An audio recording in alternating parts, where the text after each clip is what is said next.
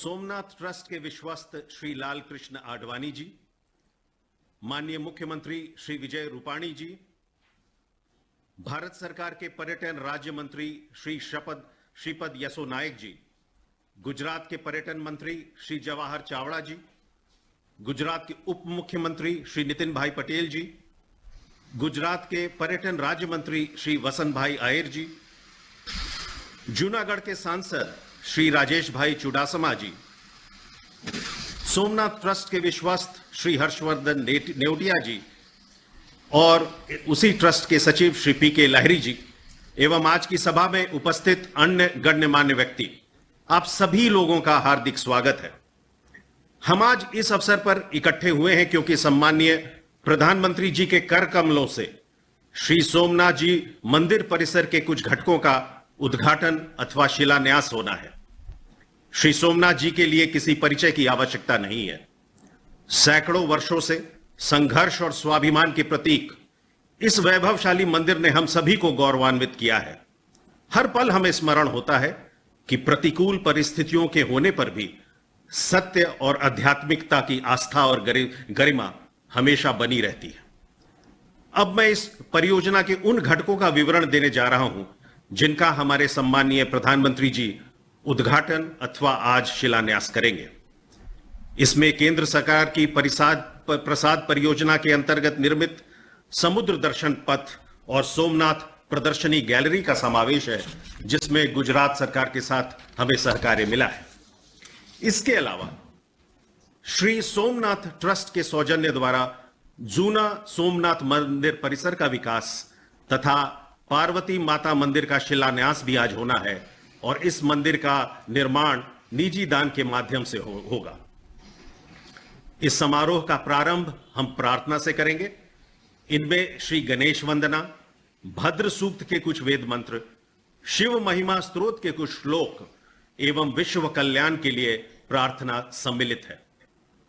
हरि ओम गणानां त्वा गणपतिर्गो हवामहे प्रियाणां त्वा प्रियपतिर्गो हवामहे निधीनां त्वा निधिपतिर्गो हवामहे वशो मम आहमजानि गर्भदमात्वमजा श्रीगर्भदम् भद्रं कर्णेभिः शृणुयाम देवा भद्रं पश्येमाक्षभिर्यजत्राः स्थिरैरङ्गैस्तुष्टुवाग्दोषस्तनोभिर्व्यसेमहि देवहितञ्जदायुः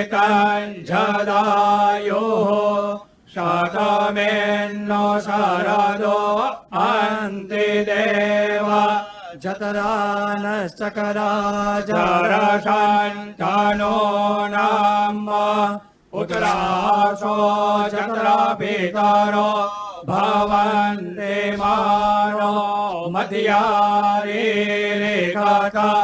युर्गन्तोः आदितिर्यौरादितिरन्तरिक्षमदितिर्माता सविता सपुत्राः विश्वे देवा आदितिः पञ्चजना आदितिर्जातमदितिर्जनितवाम् दीर्घायुत्वाय बलाय वर्चसे स्वप्रजास्त्वाय सहसा अतो जीव शरदः शतम् द्यौः शान्तिरन्तरिक्षगो शान्तिः पृथिवी शान्तिरापः शान्तिरोषधयः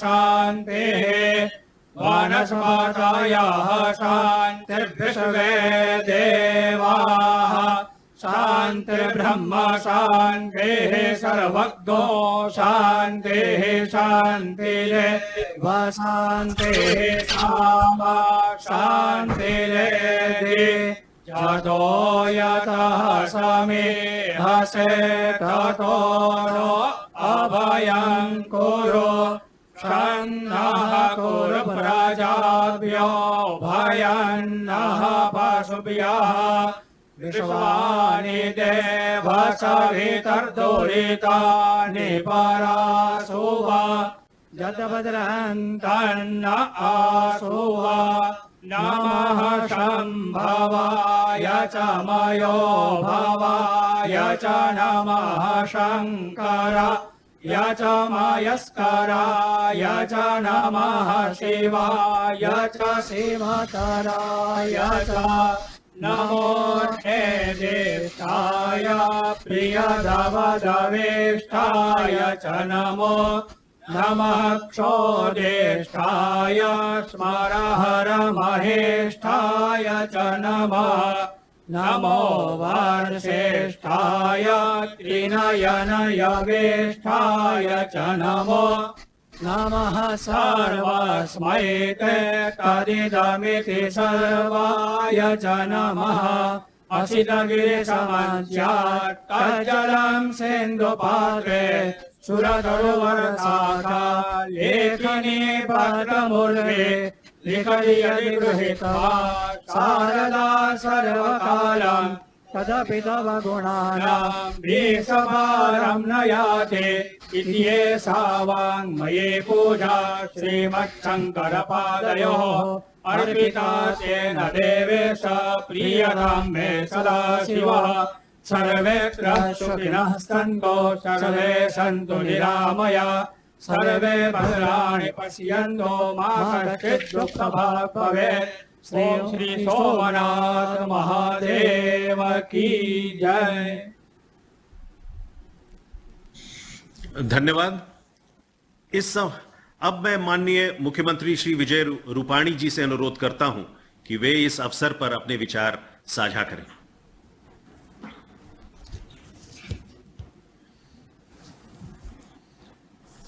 परम आदरणीय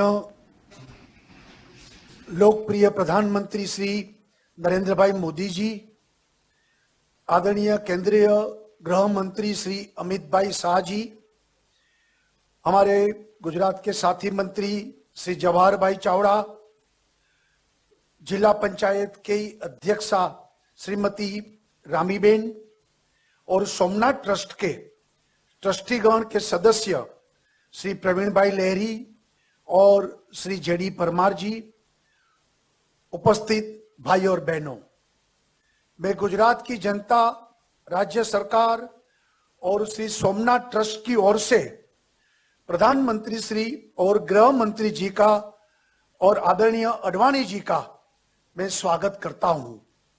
पर्यटन मंत्री और राज्य मंत्री श्री और मंत्रालय के सहयोग के लिए मैं बहुत आभारी हूं। गुजरात के लिए आदरणीय प्रधानमंत्री श्री ने जो उच्च लक्ष्य रखे हैं उसे प्राप्त करने के लिए हम सब प्रतिबद्ध है। हमारा सौभाग्य है कि सोमनाथ ट्रस्ट में आदरणीय प्रधानमंत्री श्री अध्यक्ष है और गृह मंत्री श्री अमित भाई ट्रस्टी है। 2010 में ट्रस्टी मंडल में नियुक्ति के बाद श्री नरेंद्र भाई मोदी जी ने सोमनाथ के विकास को एक नई दिशा और दृष्टि दी है। पिछले 10 साल में लीलावंती अतिथि गृह, महेश्वरी अतिथि गृह और सागर दर्शन अतिथि गृह जैसे आधुनिक सुविधा युक्त अतिथि गृह जिसमें 300 कमरे का निर्माण हुआ और नए 3 भोजनालय से स्वरोजगार का भी निर्माण हुआ और अतिथियों को सुविधा भी प्राप्त हुई है। आदरणीय श्री नरेंद्र भाई के निर्देशन पर श्री कृष्ण की अंतिम लीला के स्थल पर श्री कृष्ण मंदिर का संपूर्ण नवनिर्माण किया गया और त्रिवेणी संगम पर राम मंदिर का भी निर्माण एवं सभागृह की व्यवस्था की गई है। श्री सोमनाथ मंदिर के गर्भगृह, दरवाजे, स्तंभ, शिखर के कलश एवं त्रिशूल को सुवर्ण से मंडित करने से सोमनाथ का प्राचीन वैभव लौट आया। सामान्य जन के निवास के लिए 320 लोगों की क्षमता वाले डोरमेंट्री का भी निर्माण हुआ है। मंदिर और रास्ते को रोशनी से सुशोभित किया गया है और प्रभास तीर्थ को स्वच्छ और सुंदर बनाने में श्री नरेंद्र भाई मोदी जी के अविरत प्रयत्न की मैं बहुत बहुत अभिनंदन और सराहना करता हूं। भारत सरकार ने प्रासाद योजना शुरू करके द्वारिका और सोमनाथ के विकास में महत्वपूर्ण भूमिका निभाई है। सोमनाथ में 2000 कार, 120 बस के लिए अति आधुनिक पार्किंग सुविधा और पर्याप्त संख्या में शौचालय की भी व्यवस्था की गई है और यात्री सुविधा केंद्र एवं धन कूड़े का रूपांतर जैसे 3 प्रोजेक्ट का पिछले साल लोकार्पण भी किया था।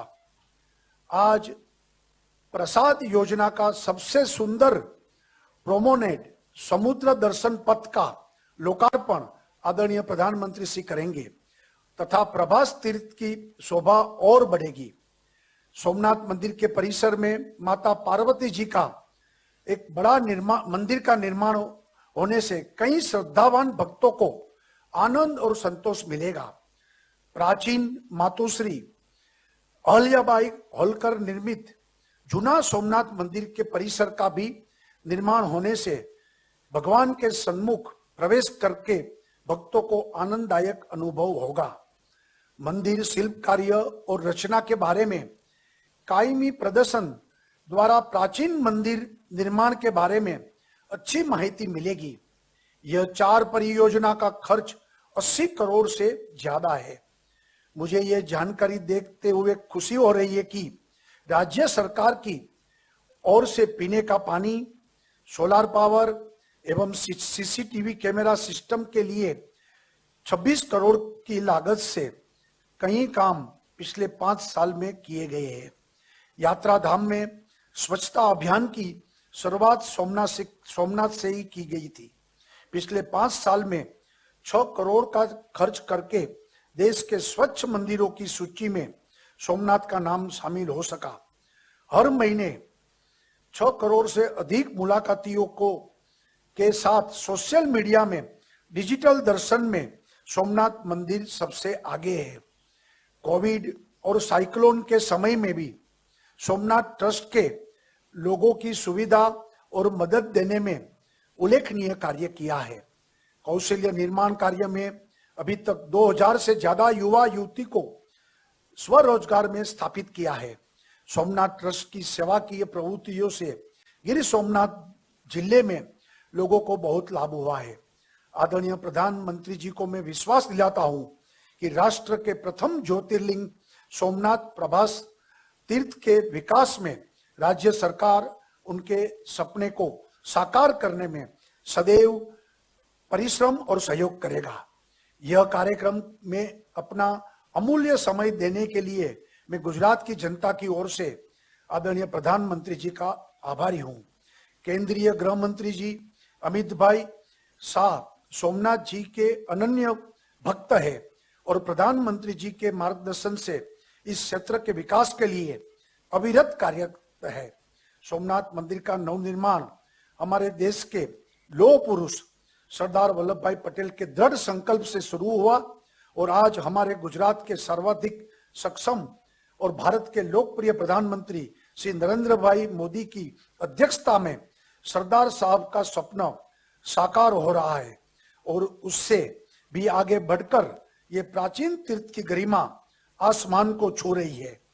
मुख्यमंत्री की जिम्मेदारी है कि मैं इस पवित्र अभियान में प्रदान करने के लिए हमारी सरकार संकल्पबद्ध है और राज्य सरकार गुजरात की जनता की ओर से फिर से आदरणीय प्रधानमंत्री जी का आभार व्यक्त करके मैं अपनी बात समाप्त करता हूं। जय सोमनाथ, भारत माता की जय। धन्यवाद माननीय मुख्यमंत्री महोदय। अब मैं अनुरोध करूंगा हमारे माननीय गृह मंत्री श्री अमित शाह जी से, जो सोमनाथ मंदिर ट्रस्ट के विश्वस्त भी हैं, कि वे इस अवसर पर अपने विचार हम सबके साथ साझा करें। देश के प्रधानमंत्री और सोमनाथ ट्रस्ट के अध्यक्ष आदरणीय श्री नरेंद्र भाई, आज वीडियो कॉन्फ्रेंस से हमारे साथ जुड़े सोमनाथ ट्रस्ट के ट्रस्टी और भारत के वरिष्ठ नेता श्री लालकृष्ण आडवाणी जी, गुजरात के मुख्यमंत्री श्री विजयभाई रूपाणी जी, श्री श्रीपाद यसो नायक जी, उप मुख्यमंत्री नितिन भाई पटेल जी, हर्षवर्धन निवेतिया जी, सोमनाथ में मंच पर उपस्थित श्री जवाहर चावड़ा जी, रामीबेन, श्री प्रवीण भाई लहरी, श्री जीडी परमार और प्रत्यक्ष और परोक्ष रूप से इस कार्यक्रम में शामिल सभी के भाइयों और बहनों को मेरा नमस्कार। आज हम एक बहुत महत्वपूर्ण कार्यक्रम में अलग अलग जगह से, अलग अलग माध्यम से इस कार्यक्रम के साथ जुड़े हैं। देश का यह प्रथम ज्योतिर्लिंग न केवल देश, दुनिया और देश के करोड़ों श्रद्धालुओं का श्रद्धा केंद्र रहा है। आज जब 4 नए प्रकल्प इस परिसर में जुड़ने जा रहे हैं, उस वक्त मैं कुछ चीजों का जरूर जिक्र करना चाहता हूं कि 2010 में जब देश के अभी के प्रधानमंत्री और उस वक्त के मुख्यमंत्री मोदी जी सोमनाथ ट्रस्ट के साथ जुड़े, तब से ये तीर्थ क्षेत्र के सर्वांगीण विकास के लिए इन्होंने बहुत सारे प्रयास किए। तीर्थ क्षेत्र के आसपास के पूरे क्षेत्र को एक जोन बनाकर उसका विकास राज्य सरकार के माध्यम से किया गया। इसके साथ ट्रांसपोर्टेशन से जुड़ने के लिए रेलवे, एसटी, कई सारी चीजों से उसका जुड़ाव किया गया और विकास के लिए हर एक संभावनाओं का दोहन करते हुए विकास का एक परिपूर्ण नक्शा नरेंद्र भाई ने 2010 में ही तैयार किया। न केवल विकास पूजा शास्त्रोक्त रूप से हो और पूजा में शुद्धता आए, उसके लिए भी उन्होंने बहुत बड़ा प्रयास किया। स्वच्छता, उसके लिए आज मैं बहुत विश्वास से कह रहा हूं कि देश के गिने चुने मंदिरों में से सोमनाथ मंदिर ये हमारा प्रथम ज्योतिर्लिंग माना जाएगा, जहां पर स्वच्छता के लिए पूरी चिंता ट्रस्ट की ओर से की जा रही है। सोमनाथ धाम में जो अन्य तीर्थ स्थान है, वो सभी का भी पुनरोद्धार करना, उनको यात्रियों की सुविधा की दृष्टि से संपूर्ण सुविधापूर्ण बनाना और उनको भी एक टूरिस्ट मैप पर पॉपुलर करने के लिए प्रधानमंत्री जी ने बहुत बड़ा इनिशिएटिव लिया था, जो आज परिणाम दे रहा है। सोमनाथ के दर्शन, सोमनाथ की हर आरती के दर्शन दुनिया भर के श्रद्धालु डिजिटली कर पाए, इसके लिए भी हमारी ट्रस्ट की बैठक में कई बार उन्होंने न केवल मार्गदर्शन दिया, आग्रह भी रखा और उसका मॉनिटरिंग भी किया है।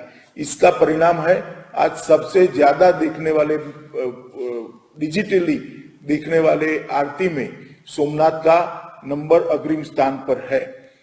और मुझे लगता है कि जिस रोड मैप पर ये मंदिर का विकास चल रहा है, हम सरदार पटेल, जाम साहेब और के.एम. मुंशी के स्वप्नों का एक तीर्थ क्षेत्र बनाने में जरूर सफल होंगे, ये मेरा विश्वास है। सोमनाथ का मंदिर विनाश पर सृजन के विजय का प्रतीक। अनेक बार आक्रांताओं ने इस श्रद्धा केंद्र को शत विकसित किया, मगर कई बार विनाश करने वालों से श्रद्धा रखने वालों की ताकत बड़ी होती है। हर बार एक और भव्यता के साथ खड़ा हुआ और आज विश्व के सामने एक भव्य अस्तित्व इसका हम देख रहे हैं। आज जिस कार्यक्रम के लिए हम आए हैं, उसमें प्रसाद स्कीम के तहत सोमनाथ सैरगाह, सोमनाथ प्रदर्शनी केंद्र और पुराने सोमनाथ मंदिर का जीर्णोद्धार जो हुआ है, इसका उद्घाटन होने जा रहा है और श्री पार्वती मंदिर का शिला पूजन होने जा रहा है। 2014 में देश के प्रधानमंत्री बनने के बाद नरेंद्र भाई ने देश भर के सभी धर्मों के तीर्थ स्थानों को प्रसाद स्कीम के तहत लेकर इसके इंफ्रास्ट्रक्चर की और इसके आसपास यात्री सुविधाओं की चिंता करी और न जाने कितने ये 7 साल के अंदर कितने तीर्थ स्थान प्रसाद योजना का फायदा उठाते हुए आज बहुत अच्छी तरह से हर धर्म के श्रद्धालु, हर संप्रदाय के श्रद्धालु अपने अपने श्रद्धा केंद्र पर अपनी श्रद्धा की अभिव्यक्ति कर रहे हैं। आज यहाँ पर अरब सागर के समुद्र तट पर एक पूरा एक कॉरिडोर बनाया गया है जो 1.5 किलोमीटर लंबा है, 8 मीटर चौड़ा है और इससे लगभग 160 छोटे स्वनियोजित व्यापारियों को भी जगह देंगे, जिससे आने वाले यात्रियों को शाम के समय के बाद अपने परिवार के साथ, बच्चों के साथ वहां पर जाकर एक अच्छी पर्यटन केंद्र की अनुभूति हो, इस प्रकार की व्यवस्था होगी। एक आज पुराने सोमनाथ मंदिर का भी उद्घाटन होने जा रहा है। यह मंदिर 1783 में पुण्य श्लोक अहल्याबाई ने बनाया था। देश भर में 1200 से ज्यादा खंडित तीर्थ स्थानों का उद्धार करने का महान कार्य पुण्य श्लोक अहल्याबाई होलकर ने किया था। उसमें से एक ये सोमनाथ मंदिर भी था। गायकवाड़ सरदारों की मदद लेते हुए उन्होंने यहाँ पर जूनागढ़ के साथ, नवाब के साथ हस्ताक्षर कर 1783 में एक मंदिर बनाया था। आज उसका भी जीर्णोद्धार हुआ है और वो पुराना मंदिर भी आज यात्रियों के लिए बहुत अच्छे तरीके से सुलभ हो, इस प्रकार की व्यवस्था हुई है। शास्त्रोक्त रूप से अभी तय होना बाकी है, मगर कहते हैं कि पहले वहां शक्तिपीठ भी थी, मगर ये तो सुनिश्चित है कि वहां मां पार्वती का मंदिर था। उसी जगह पर 30 करोड़ रुपए की लागत से भिखुभाई एक दाता के सहयोग से एक अच्छा पार्वती मंदिर विशाल परिसर बनने जा रहा है और जिसमें शिव और पार्वती के मुंह एक दूसरे की ओर रहेंगे। इस प्रकार का जो मूल पार्वती मंदिर था उसकी तर्ज पर ये बनाने की आज शुरुआत होने जा रही है। मुझे लगता है कि सभी चीजें आज सोमनाथ परिसर के साथ जुड़ती है, तो यहाँ आने के लिए सोमनाथ के प्रति सबकी श्रद्धा तो कारण है ही, मगर और आकर्षण केंद्र भी जुड़ने के बाद न केवल आएंगे, यहाँ पर रहकर अपनी भक्ति और श्रद्धा का अभिव्यक्ति भी करेंगे और परिवार के साथ पर्यटन का आनंद भी ले पाएंगे। ढेर सारी चीजें सोमनाथ के विकास के लिए मोदी जी के नेतृत्व में सोमनाथ ट्रस्ट ने हाथ में ली है। मुझे पूरा विश्वास है कि समयबद्ध कार्यक्रम के तहत ये सब भी पूरी होगी। आज फिर से इसमें जिन जिन लोगों ने ये चारों प्रकल्प के लिए सहायता की है, विशेषकर भारत सरकार और गुजरात सरकार ने ये चारों प्रकल्प में जो सहायता की है, जिन दाताओं ने दान दिया है, वो सबका ट्रस्ट की ओर से मैं धन्यवाद करना चाहूंगा और मैं इतना विश्वास दिलाना चाहता हूं सभी को कि मोदी जी के नेतृत्व में ये हमारा प्रथम ज्योतिर्लिंग सोमनाथ ट्रस्ट जो संभाल रहा है, इसको हम और आगे ले जाएंगे और इसका महिमा मंडन पूरे देश और विश्व में हो, इस प्रकार की व्यवस्था भी करेंगे। फिर से एक बार सभी को शुभकामनाएं देकर मेरी बात को समाप्त करता हूं। वंदे मातरम। धन्यवाद माननीय गृह मंत्री महोदय जी। इस समारोह में आज सम्मिलित और उद्घाटित होने वाली घटकों के बारे में एक महत्वपूर्ण फिल्म बनाई गई है, जिसे प्रस्तुत करने की मैं आज्ञा चाहूंगा।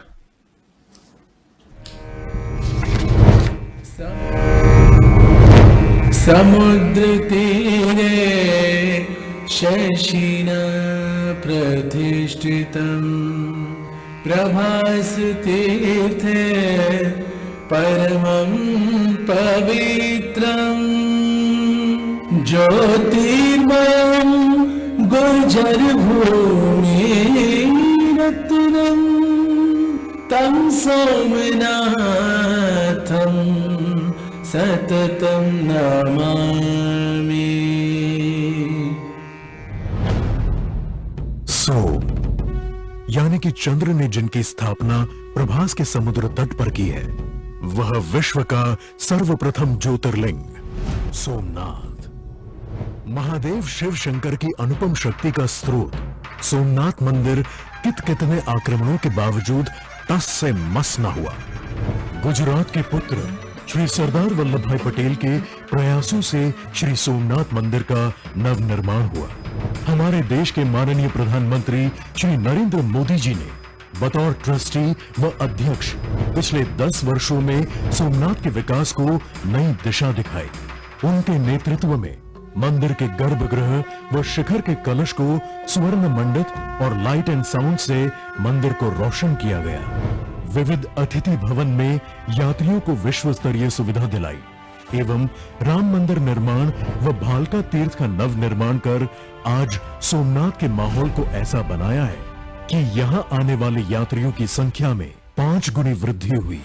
और इसी वृद्धि को आगे ले जाते हुए माननीय नरेंद्र मोदी जी आज असंख्य भक्तों के लिए पर्यटन, आध्यात्म व इतिहास से जुड़े स्थलों का लोकार्पण व शिलान्यास कर रहे हैं, जिसमें सर्वप्रथम है सोमनाथ के प्राकृतिक सौंदर्य को ध्यान में रखकर भारत सरकार के पर्यटन मंत्रालय की प्रसाद योजना अंतर्गत बनाया गया समुद्र दर्शन पथ। समंदर के किनारे बनाया गया 1.5 किलोमीटर लंबा यह समुद्र दर्शन पथ श्री सोमनाथ मंदिर से लेकर त्रिवेणी संगम तक सागर की उछलती लहरों को आगे बढ़ने से रोकेगा और भगवान शिव शंकर से मिलने आ रहे दर्शनार्थियों को लहरों से बातें कराएगा।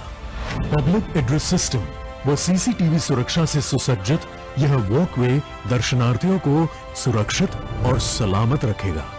बच्चों से लेकर बुजुर्गों तक हर कोई इस पथ का आनंद लेने आएगा और साथ ही स्थानीय लोगों के लिए लेकर आएगा रोजगार के नए अवसर। इसी श्रृंखला में इतिहास से जुड़ा पहलू है सोमनाथ प्रदर्शनी गैलरी। यह गैलरी मात्र मंदिर स्थापत्य की थीम पे बनी है। श्री सोमनाथ मंदिर के खंडित अवशेषों को यहां संजो के रखा गया है। मंदिर की वास्तुकला, स्थापत्य का महत्व एवं अन्य जानकारी हिंदी एवं इंग्लिश भाषा के साथ ब्रेल लिपि में भी दी गई है ताकि हर एक व्यक्ति हमारे भव्य इतिहास से रूबरू हो पाए। इसी श्रृंखला में आगे है इंदौर की मराठा महारानी मातोश्री अहिल्याबाई होलकर द्वारा सन 1783 में स्थापित किया गया प्राचीन सोमनाथ मंदिर। सोमनाथ पे हो रहे आक्रमणों के दौर में इसी मंदिर में सोमनाथ महादेव की पूजा होती थी। मर्यादित परिसर क्षेत्र और दुर्गम प्रवेश द्वार वाले पुराने मंदिर परिसर का नवनिर्माण कर कुल 1800 स्क्वायर मीटर के एरिया को मंदिर परिसर में शामिल किया गया व मंदिर के प्रवेश मार्ग को सरल कर सन्मुख प्रवेश बनाया गया है। प्रथम मंजिल पे बनाए गए 2 हॉल, नीचे मंजिल पे बनाई गई दुकानें और विशाल परिसर यहाँ हो रहे आध्यात्मिक चिंतन को और आगे ले जाएगा। साथ ही सोमनाथ परिसर में हो रहा है श्री पार्वती मंदिर का शिलान्यास। सोमनाथ महादेव के सानिध्य में पार्वती मंदिर का संकल्प रखा श्री सोमनाथ ट्रस्ट ने और सूरत के भीखूभाई धामेलिया व उनके परिवार के सहयोग से आज यह सपना सच होने जा रहा है। दीर्घदृष्टा प्रधानमंत्री श्री नरेंद्र मोदी जी के संकल्प से आज प्रभास तीर्थ की भक्ति की खुशबू विश्व के हर कोने में प्रसारित होगी। आज उत्सव है प्रभास के हर एक कण में शिव की उपस्थिति का। जय सोमनाथ।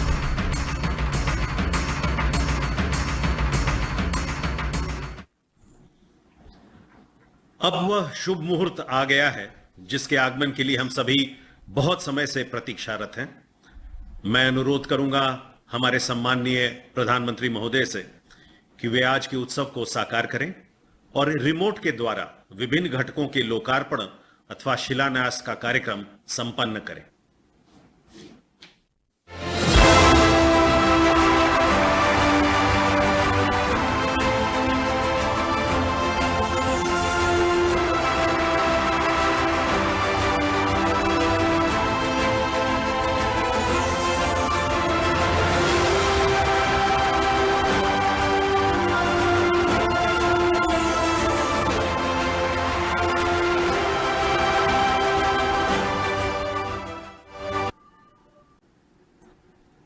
अब मैं सम्मानीय प्रधानमंत्री जी से अनुरोध करूंगा कि वे इस अवसर पर आशीर्वचन स्वरूप अपना वक्तव्य दें।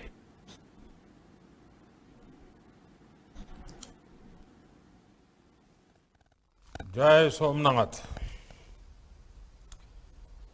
कार्यक्रम में हमारे साथ जुड़ रहे हम सभी के श्रद्धेय लाल कृष्ण आडवाणी जी, देश के गृह मंत्री श्री अमित शाह जी, श्रीपद नाइक जी, अजय भट्ट जी, गुजरात के मुख्यमंत्री विजय जी, गुजरात के उप मुख्यमंत्री नितिन भाई, गुजरात सरकार में पर्यटन मंत्री जवाहर जी, वासण भाई, लोकसभा में मेरे साथी राजेश भाई, सोमनाथ मंदिर ट्रस्ट के ट्रस्टी श्री प्रवीण लहरी जी, सभी श्रद्धालुओं, देवियों और सज्जनों, मैं इस पवित्र अवसर पर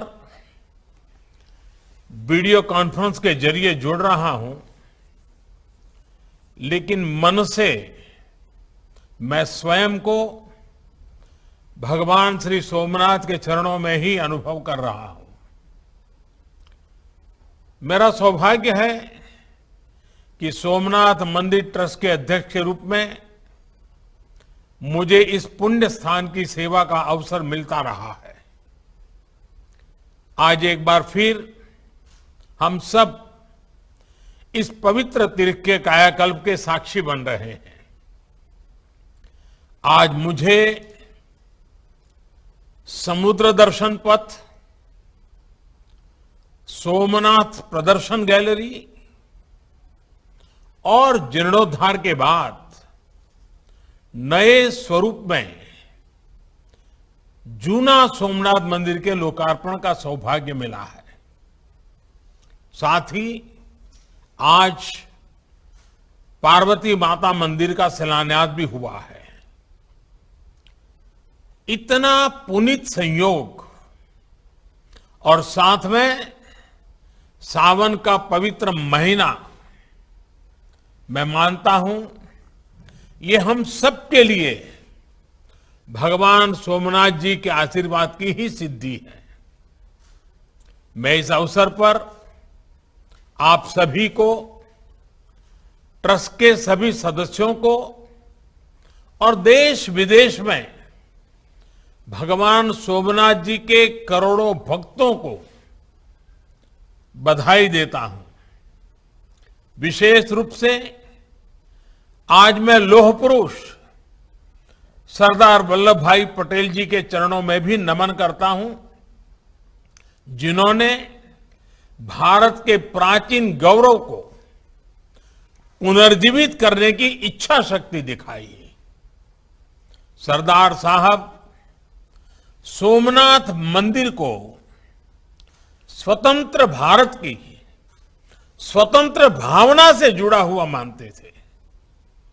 ये हमारा सौभाग्य है कि आज आजादी के 75वें साल में, आजादी के अमृत महोत्सव में हम सरदार साहब के प्रयासों को आगे बढ़ा रहे हैं, सोमनाथ मंदिर को नई भव्यता दे रहे हैं। आज मैं लोकमाता अहिल्याबाई होलकर को भी प्रणाम करता हूं, जिन्होंने विश्वनाथ से लेकर सोमनाथ तक कितने ही मंदिरों का जीर्णोद्धार कराया। प्राचीनता और आधुनिकता का जो संगम उनके जीवन में था, आज देश उसे अपना आदर्श मान करके आगे बढ़ रहा है। साथियों, स्टैच्यू ऑफ यूनिटी से लेकर कच्छ के कायाकल्प तक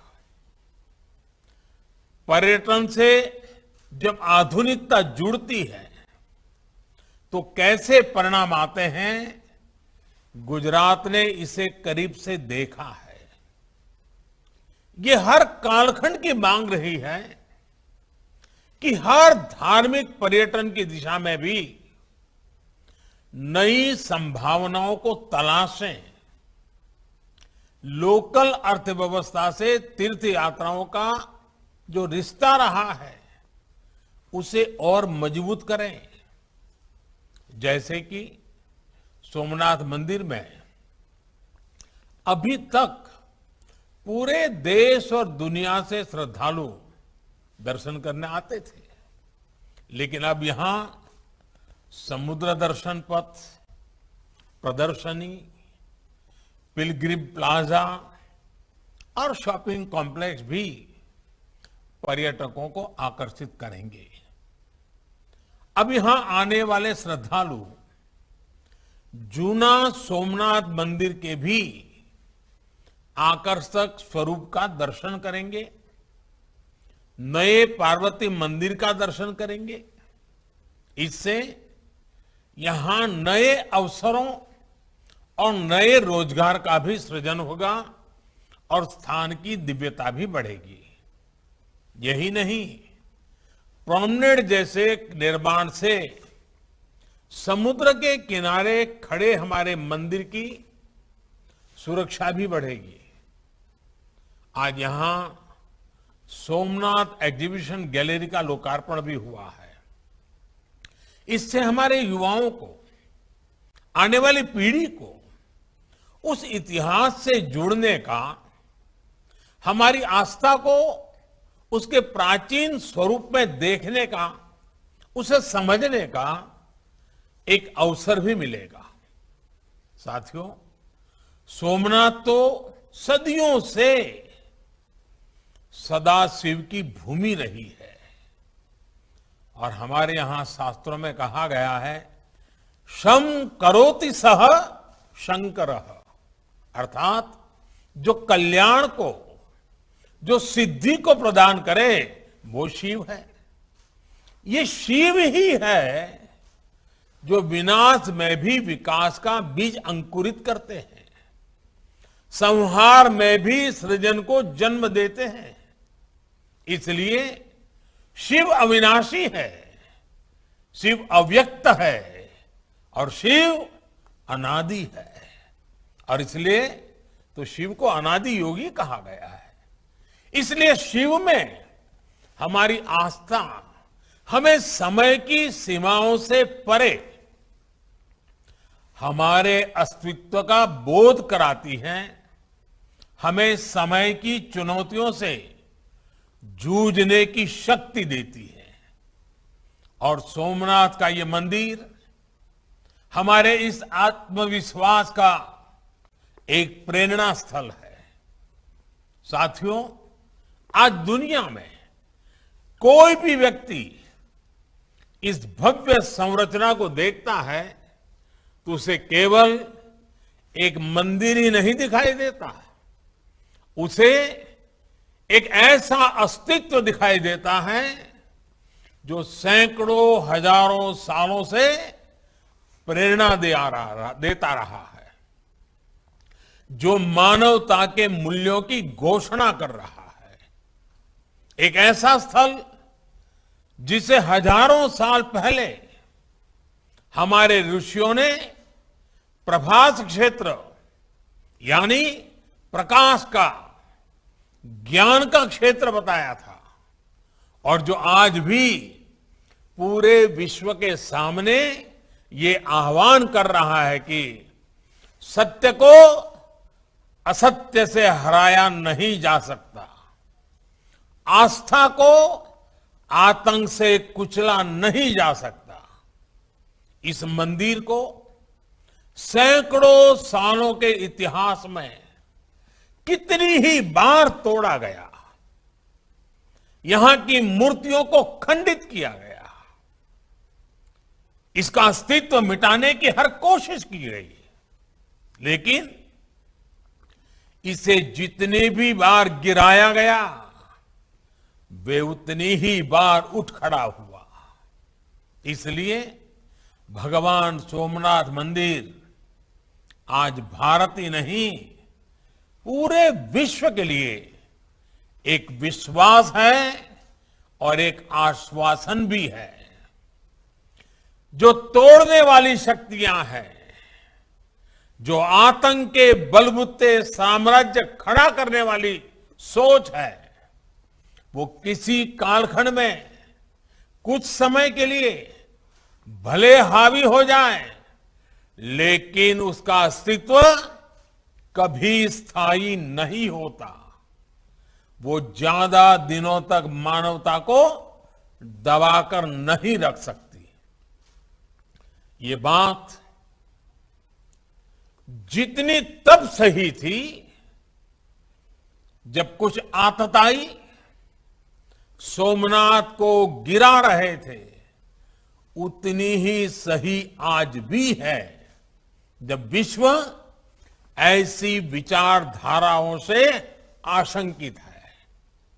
साथियों, हम सभी जानते हैं सोमनाथ मंदिर की पुनर्निर्माण से लेकर भव्य विकास की ये यात्रा केवल कुछ सालों या कुछ दशकों का परिणाम नहीं है। ये सदियों की दृढ़ इच्छा शक्ति और वैचारिक निरंतरता का परिणाम है। डॉक्टर राजेंद्र प्रसाद जी, सरदार वल्लभ भाई पटेल और कमा मुंशी जैसे महानुभावों ने इस अभियान के लिए आजादी के बाद भी कठिनाइयों का सामना किया, लेकिन आखिरकार 1950 में सोमनाथ मंदिर आधुनिक भारत के दिव्य स्तंभ के रूप में स्थापित हो गया। कठिनाइयों के सौहार्दपूर्ण समाधान की प्रतिबद्धता के साथ आज देश और आगे बढ़ रहा है। आज राम मंदिर के रूप में नए भारत के गौरव का एक प्रकाशित स्तंभ भी खड़ा हो रहा है। साथियों, हमारी सोच होनी चाहिए इतिहास से सीखकर वर्तमान को सुधारने की, एक नया भविष्य बनाने की। इसलिए जब मैं भारत जोड़ो आंदोलन की बात करता हूं तो उसका भाव केवल भौगोलिक या वैचारिक जुड़ाव तक सीमित नहीं है। ये भविष्य के भारत के निर्माण के लिए हमें हमारे अतीत से जोड़ने का भी संकल्प है। इसी आत्मविश्वास पर हमने अतीत के खंडहरों पर आधुनिक गौरव का निर्माण किया है, अतीत की प्रेरणाओं को संजोया है। जब राजेंद्र प्रसाद जी सोमनाथ आए थे तो उन्होंने जो कहा था वो हमें हमेशा याद रखना है। उन्होंने कहा था, सदियों पहले भारत सोने और चांदी का भंडार हुआ करता था। दुनिया के सोने का बड़ा हिस्सा तब भारत के मंदिरों में ही होता था। मेरी नजर में सोमनाथ का पुनर्निर्माण उस दिन पूरा होगा जब इसकी नींव पर विशाल मंदिर के साथ ही समृद्ध और संपन्न भारत का भव्य भवन भी तैयार हो चुका होगा। समृद्ध भारत का वो भवन जिसका प्रतीक सोमनाथ मंदिर होगा। हमारे प्रथम राष्ट्रपति डॉक्टर राजेंद्र प्रसाद जी का ये सपना हम सभी के लिए बहुत बड़ी प्रेरणा है। साथियों, हमारे लिए इतिहास और आस्था का मूल भाव है सबका साथ, सबका विकास, सबका विश्वास और सबका प्रयास। हमारे यहां जिन 12 ज्योतिर्लिंगों की स्थापना की गई है, उनकी शुरुआत सौराष्ट्रे सोमनाथम, सौराष्ट्रे सोमनाथम के साथ सोमनाथ मंदिर से ही होती है। पश्चिम में सोमनाथ और नागेश्वर से लेकर पूरब में बैद्यनाथ तक, उत्तर में बाबा केदारनाथ से लेकर दक्षिण में भारत के अंतिम छोर पर विराजमान श्री रामेश्वर तक, ये 12 ज्योतिर्लिंग पूरे भारत को आपस में पिरोने का काम करते हैं। इसी तरह हमारे चारों धामों की व्यवस्था, हमारे शक्ति पीठों की संकल्पना, हमारे अलग अलग कोनों से अलग अलग तीर्थों की स्थापना, हमारी आस्था की ये रूपरेखा वास्तव में एक भारत श्रेष्ठ भारत की भावना की ही अभिव्यक्ति है। दुनिया को सदियों से आश्चर्य होता रहा कि इतनी विविधताओं से भरा भारत एक कैसे हैं, हम एकजुट कैसे हैं। लेकिन जब आप पूरब में हजारों किलोमीटर चलकर पूरब से पश्चिम सोमनाथ के दर्शन करने वाले श्रद्धालुओं को देखते हैं, या दक्षिण भारत के हजारों हजार भक्तों को काशी की मिट्टी को मस्तक पर लगाते देखते हैं, तो आपको यह एहसास हो जाता है कि भारत की ताकत क्या है। हम एक दूसरे की भाषा नहीं समझ रहे हैं, वेशभूषा भी अलग, खान पान की आदतें भी अलग, लेकिन हमें एहसास होता है हम एक हैं। हमारी इस आध्यात्मिकता ने सदियों से भारत को एकता के सूत्र में पिरोने में, आपसी संवाद स्थापित करने में अहम भूमिका निभाई है, और हम सभी का दायित्व है इसे निरंतर मजबूत करते रहना। साथियों, आज पूरी दुनिया भारत के योग, दर्शन, अध्यात्म और संस्कृति की ओर आकर्षित हो रहे हैं। हमारी नई पीढ़ी में भी अब अपनी जड़ों से जुड़ने की नई जागरूकता आई है। इसलिए हमारे टूरिज्म और आध्यात्मिक टूरिज्म के क्षेत्र में आज राष्ट्रीय और अंतर्राष्ट्रीय संभावनाएं हैं। इन संभावनाओं को आकार देने के लिए देश आज आधुनिक इंफ्रास्ट्रक्चर बना रहा है, प्राचीन गौरव को पुनर्जीवित कर रहा है। रामायण सर्किट का उदाहरण हमारे सामने है। आज देश दुनिया के कितने ही राम भक्तों को रामायण सर्किट के जरिए भगवान राम के जीवन से जुड़े नए नए स्थानों की जानकारी मिल रही है। भगवान राम कैसे पूरे भारत के राम है, इन स्थानों पर जाकर हमें आज ये अनुभव करने का मौका मिल रहा है। इसी तरह बुद्ध सर्किट पूरे विश्व के बौद्ध अनुयायियों को भारत में आने की, पर्यटन करने की सुविधा दे रहा है। आज इस दिशा में काम को तेजी से आगे बढ़ाया जा रहा है।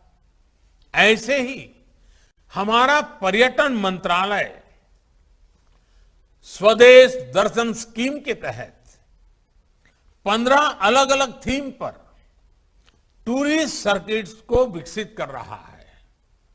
इन सर्किट से देश के कई उपेक्षित इलाकों में भी पर्यटन और विकास के अवसर पैदा होंगे। साथियों, हमारे पूर्वजों की दूरदृष्टि इतनी थी कि उन्होंने दूर सुदूर क्षेत्रों को भी हमारी आस्था से जोड़ने का काम किया, उनके अपनेपन का बोध कराया। लेकिन दुर्भाग्य से जब हम सक्षम हुए, जब हमारे पास आधुनिक तकनीक और संसाधन आए, तो हमने इन इलाकों को दुर्गम समझकर उसे छोड़ दिया। हमारे पर्वतीय इलाके इसका बहुत बड़ा उदाहरण है। लेकिन आज देश इन पवित्र तीर्थों की दूरियों को भी पाट रहा है। बाबा केदारनाथ का विकास हो या उत्तराखंड में 4 धाम यात्रा के लिए कठिन पहाड़ों में टनल और हाईवेज का निर्माण हो, वैष्णो देवी मंदिर के आसपास विकास हो या पूर्वोत्तर तक पहुंच रहा हाईटेक इंफ्रास्ट्रक्चर हो, आज देश में अपनों से दूरियां सिमट रही है। इसी तरह 2014 में देश ने इसी तरह तीर्थ स्थानों के विकास के लिए प्रसाद स्कीम की भी घोषणा की थी। इस योजना के तहत देश में करीब करीब 40 बड़े तीर्थ स्थानों को विकसित किया जा रहा है, जिनमें 15 प्रोजेक्ट्स का काम पूरा भी कर लिया गया है। गुजरात में भी 100 करोड़ से ज्यादा के 3 प्रोजेक्ट्स पर प्रसाद योजना के तहत काम चल रहा है। गुजरात में सोमनाथ और दूसरे टूरिस्ट स्पॉट्स और शहरों को भी आपस में जोड़ने के लिए कनेक्टिविटी पर विशेष ध्यान दिया जा रहा है। कोशिश ये कि जब पर्यटक एक जगह दर्शन करने आए तो दूसरे पर्यटक स्थलों तक भी जाएं।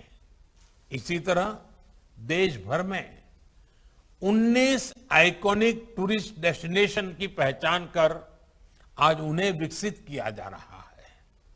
ये सभी प्रोजेक्ट्स हमारी टूरिस्ट इंडस्ट्री को आने वाले समय में एक नई ऊर्जा देंगे। साथियों, पर्यटन के जरिए आज देश सामान्य मानवी को न केवल जोड़ रहा है बल्कि खुद भी आगे बढ़ रहा है। इसी का परिणाम है कि 2013 में देश travel and tourism competitiveness index में जहां 65 स्थान पर था, 65th, वहीं 2019 में 34 स्थान पर आ गया, 34th। अंतर्राष्ट्रीय पर्यटन को बढ़ावा देने के लिए देश ने इन 7 सालों में कई नीतिगत फैसले भी किए हैं, जिनका लाभ देश को आज हो रहा है। देश ने e visa regime, visa on arrival जैसी व्यवस्थाओं को आगे बढ़ाया है और वीजा की फीस को भी कम किया है। इसी तरह टूरिज्म सेक्टर में हॉस्पिटैलिटी के लिए लगाने वाले जीएसटी को भी घटाया गया है। इससे टूरिज्म सेक्टर को बहुत लाभ होगा और कोविड के प्रभावों से उभरने में भी मदद मिलेगी।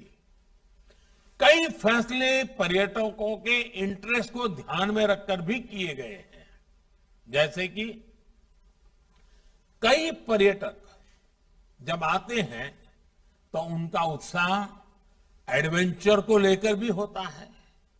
इसे ध्यान में रखते हुए देश ने 120 माउंटेन पीक्स को भी ट्रैकिंग के लिए खोला है।